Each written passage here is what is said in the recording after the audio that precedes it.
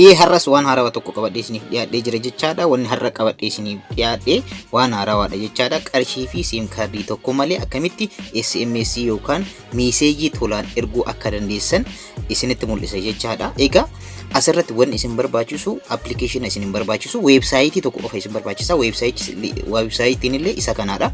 Website kana qofa isin barbaachisa jechaadha. Fi website kanatti fayyadamtanii akkamitti meeseejii nama barbaadaniif erguu akka dandeessan qarshii tokko malee akkanumallee SIM kaardiitti illee osoo fayyadamin akkamitti erguu akka dandeessan isin mul'isa jechaadha.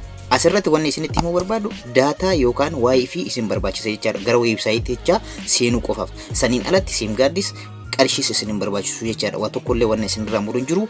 Isin kana qofatti fayyadamtan jechaadha. Egaa akkaataa itti fayyadama isaa ammarraa qabdanii jechaadha. Asirratti hanga dhumaatti yoo na hordoftan haala salphaa ta'een barachuu ni dandeessan yookaan itti fayyadamuu ni dandeessan jechaadha. Yeroo itti fayyadamtan waa tokko wanni isin barbaachisu tokkollee hin jiru jechaadha. Qarshii SIM kaardis isin barbaachisu wifi yookaan data qofatti fayyadamtanii gara website sanii isin seensisa. Website san keessatti illee akkamitti akka itti fayyadamtan isin mul'isa jechaadha. Egaa wanni har'a qabadhee isiniif dhiyaadhe kun waan haarawaadha. Website kun Itoophiyaa keessatti kan uumamedha. Yeroo biyyoota biraatiif illee hojjeta jechaadha. Garuu isin haala salphaan itti fayyadamuu dandeessan jechaadha. Website ajaa'ibaati. Website kana fayyadamtanii meeseejii nama barbaadaniif erguun ni dandeessan jechaadha. Wanni ajaa'ibaa tokko dammoo nama eenyu akka ergalle hin beeksisu jechaadha. Meeseejiin kun wanni isin barbaachisu bilbila nama sanii beekuu qofa jechaadha. Bilbila nama sanii qofa beekuudha. Saniin alatti meeseejii hin barreessitanii fi ni gaha jechaadha. Garuu eenyummaa keessan nama saniif hin ibsu. Maqaa website saniitiin dheeqa waan ta'eef jechaadha. Haala kanaan akkamitti akka itti fayyadamtan. Hayyee hin daganne nageenyallee akkam jirtanii bakkuma jirtanitti nageenyi kan koo isin haa ga'u isinii jecha kuni yaa'utu gadaati. Yaa'utu gadaadhaa kanarratti waan haarawaa akkanaa kana qabadhee kan isinii dhiyaadhu jechaadha. Egaa duraan dursee baga ayyaana gubaa damaraa fi irreecha hora Finfinnee fi Harsadiitiin nagayaan ittiin isin gahisanii jechuu barbaada jechaadha.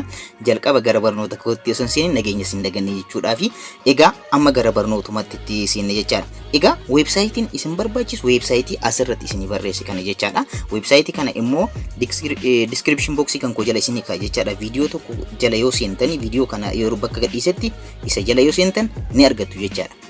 Egaa amma gara barnoota keenyaatti osoo hin ce'in dura jalqaba irratti YouTube gadaatiif warroonni haarawaa taatan subscribe asirratti gochuun dagatinaadha. Subscribe yeroo gootan fuulduratti mallattoon bilbilaa isinii dhufa. Haala kanaan mallattoo bilbilaa sanillee tuquudhaan ol irra gootanii viidiyoowwan an hojjedhu yeroo hunda akka isin ga'u gochuu dandeessanii akkanumallee like share gochuun dagatina jechaadha. Amma gara barnootaatti haa ceenu. Yeroo baay'ee amma asirratti wanni isinitti himuu barbaadu website kana description box kan ko irra isini jala isini kaa'e jechaadha.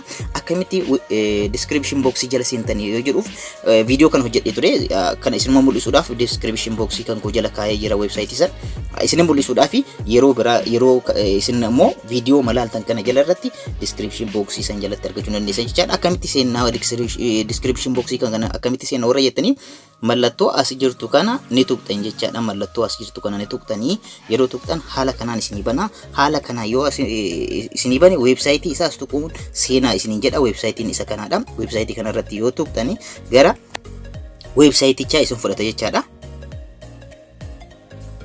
Egaa haala kanaan gara website isin seensisa Meta Apps jedha. Website ichi as keessa waan adda addaatu jira jechaadha. Waan adda addaatu jira isin itti fayyadamaadha. Website kana Itoophiyaa keessatti kan hojjetamedha. Itoophiyaanotaaf hojjetamedha. Biyyoonni biroos itti fayyadamuu danda'u jechuudha. Garuu kan Itoophiyaadhaaf hojjetamedha waan ta'eef amma fakkeenyaaf kanarra akka barbaan waan adda addaatu jira. As keessa waan adda addaatu jira. Isin laaluu dandeessan jechaadha. Akkuma argitan kana laaluu dandeessanii kan firbaaddan inkukulishaa isa hibboo jedhan kanallee waan afaan Amaaraatiin ni jira. Isin garuu itti fayyadamuu dandeessanii. Ani har'a garuu kanaan barbaada send free SMS akkamitti tolaan message erguu akka dandeessan isin mul'isuu barbaada waan ta'eef asirra dhuftanii okay jettan. Egaa haala kanaan dhufa amma sirriitti hordofaa dhaggeeffattoota kan koo dogongoruun qabdan osoo dogongorin sirriitti hojjechuudhaaf sirriitti erguudhaaf sirriitti na dhaggeeffadhaadha. Haala kanaan isin dhufa. Haala kanaan yeroo isin dhufe asirratti jalqaba irratti wanti gootanii jechaadha. Jalqaba irratti bakka kana bilbila nama sanii guutuun isin barbaachisaadha. Wanni isin barbaachisu bilbila nama sanii qofa jechaadha. Bilbila nama sanii asirra guutan. Bilbila nama sanii yeroo asirra guutanii duwwaa 9 isa jedhu ni dhiiftan. Fakkeenyaaf koodii Itoophiyaatii fi duwwaa 9 asirra barreessee jira waan ta'eef fi duwwaa sagal isa jedhu dhiiftanii fakkeenyaaf duwwaa sagal 11 20 40 50 lakkoofsa jedhu isin maal gootanii bakka kanatti 11 irraa kaatan jechaadha. Sagaliin fuuldura kan jiru malee booda kan jiru malee sagaliin fuuldura kan jiru ittiin fayyadamantan jechaadha. Kanaafiyyuu sagal 11 jedhee waan kan ka'u yoo ta'e 11 irraa jalqabna jechaadha. 11 20 40 50 fakkeenya inni himtuyyuu isin kaa'ee jira. Isa laaltanii itti fayyadamuu ni dandeessanii jechaadha. Isa laaltanii itti fayyadamuu dandeessanii. Egaa haala kanaan asirratti nukutan jechaadha. Fakkeenyaaf lakkoofsa bilbilaa haa guutu. Egaa haala kanaan lakkoofsa bilbilaa asirratti ni barreessitu. Kana dhuftanii meeseejii ni barreessitan jechaadha. Interviyuun meeseejii bakka jiru kanarratti ni barreessitan meeseejii. Meeseejii kana yeroo barreessitan warra Amaariffaan barreessuu barbaadan meeseejii isa jedhu kana okay yoo jettan inni Amaariffa isinii kenna yoo gootan jechaadha. Amaariffa isinii kenna. Amaariffa fayyadamtanii barreessuu dandeessan jechaadha. Fakkeenyaaf haala kanaan jechaadha okay yoo jettan asirratti. Haala kanaan Amaariffa isinii kenna jechaadha. Amaariffa haala kanaan barreessuu dandeessan jechaadha. Warri Amaariffaan barbaanne immoo warri Oromiffaan barreessitan haala kanaan barreessitanii inni kun on illee yoo ta'e off illee yoo ta'e rakkoo hin qabu. Off illee yoo ta'e meeseejii bakka inni jedhu kun jechaadha. Off illee yoo ta'e rakkoo hin qabu jechaadha. Haala kanaan off gootan jechaadha. Off gootanii asirratti meeseejii ni barreessitan jechaadha. Meeseejii fakkeenyaaf nama wayitii meeseejii barreessu akkam jirta jedhee barreessu. Jedheetumaan barreessaa jira jechaadha.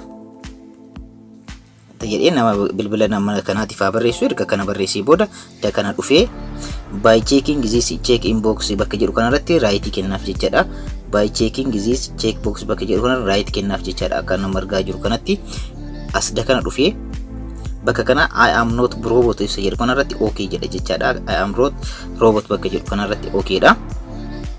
Imagii isin gaafata jechaadha. Bakka kanatti imagii isin gaafata. Fakkeenyaaf ana baasii na gaafate isin biskileeta illee mana waan adda addaa makiina adda addaa tiraakteera maal kana isin gaafachuu danda'a. Isin garuu ana garuu kana na gaafate waan ta'eef baasii na gaafate kanaafiyyuu baasii na filadha jechaadha. Fakkeenyaaf baasii as tokko jira asis ni jira jechaadha.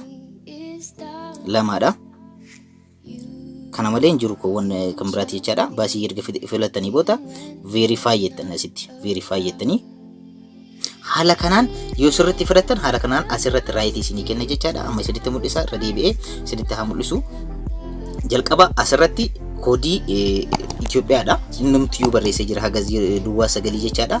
Duwwaa sagaliin booda irra jiru asirratti ni barreessitan jechaadha. Haala kanaan fakkeenyaaf duwwaa sagal jedhee 11 maal jedhee ka jalqabu bilbila isaa 11 irraa kana jechaadha. Duwwaa sagal dhiifne innumtiyyuu nuuf barreessee jira waan ta'eef achirraa kana asirratti meeseejii ni barreessitanii bakka kanarratti meeseejii ni barreessitanii kana dhuftanii by checking this check box bakka jedhu kanarratti illee right ni kennitanii fi boxii kana right ta'uu isaa ni mirkaneeffatanii haala amma jedhu kanaan I am not robot bakka jedhu kanarratti okay jettan suuraawwan akka duratti isin fida ajaja inni isin ajaje mana isin ajajuu danda'a tiraafika isin ajajuu danda'a akkanumallee dammoo taksii isin ajajuu danda'a waan adda addaa isin ajaja san irraa kaatanii imagii isin ajajisan irratti right yoo gootanii verify erga gootanii booda haala kanaan verify yoo ta'e right isin fidaa jechaadha. Right erga isin fidee booda bakka kana dhuftanii send message qofa jettan jechaadha. Haala kanaan right isin godha jechaadha. Haala kanaan message successful query isin jedha. Haala kanaan messaging successful ta'eera jechaadha.